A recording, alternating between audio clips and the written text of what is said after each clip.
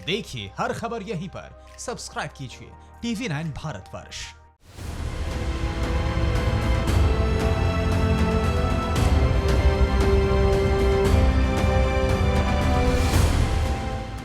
रक्षा मंत्री राजनाथ सिंह ने आज सुबह लद्दाख पहुंचकर सीमावर्ती इलाकों का दौरा किया। साथ ही लुकुंग चौकी पर जाकर भारतीय सेना जवानों और अधिकारियों से बातचीत की। इस दौरान उन्होंने जवानों को संबोधित करते हुए कहा कि जो कुछ भी अब तक बातचीत की प्रगति हुई है उससे मामला हल होना चाहिए। कहां तक हल होगा इसकी गारंटी नहीं दे सकता, लेकिन इतना यकीन मैं जरूर दिलाना चाहता हूं कि भारत की 1 इंच जमीन भी दुनिया की कोई ताकत छू नहीं सकती है, उस पर कोई भी कब्जा नहीं कर सकता। उन्होंने कहा कि स्वाभिमान से समझौता किसी भी कीमत पर नहीं किया जाएगा।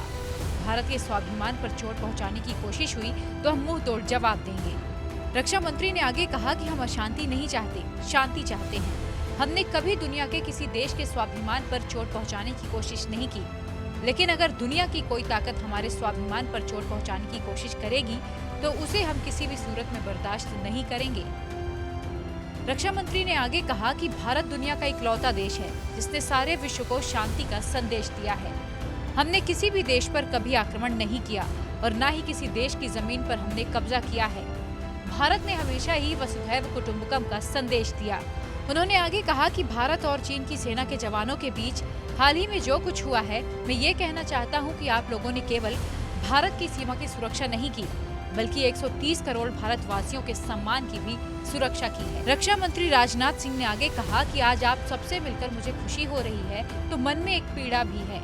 हाल ही में भारत और चीन के सैनिकों के बीच जो कुछ भी हुआ है उसमें हमारे कुछ जवानों ने अपना बलिदान देते हुए अपनी सीमा की रक्षा की। उन्हें खोने का गम और आपसे मिलने की खुशी है। रक्षा मंत्री ने उन सभी शहीद जवानों को श्रद्धांजलि भी अर्पित की। साथ ही रक्षा मंत्री ने आगे कहा कि भारतीय सेना के ऊपर हमें नाज है। मैं जवानों के बीच आकर खुद को गौरवान्वित महसूस कर रहा हूँ। हमारे जवानों ने शहादत दी है, इसका गम 130 करोड़ भारतवासियों को भी है। भारत का नेतृत्व सशक्त है।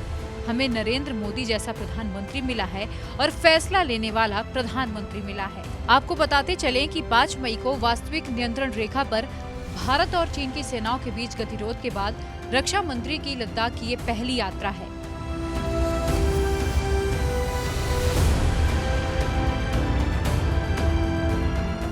TV9 नेटवर्क 5 भाषाएं, हिंदी, तेलुगु, कन्नड़ा, मराठी और गुजराती। 48 करोड़ इंप्रेशंस। देश का number 1 news network TV9 network.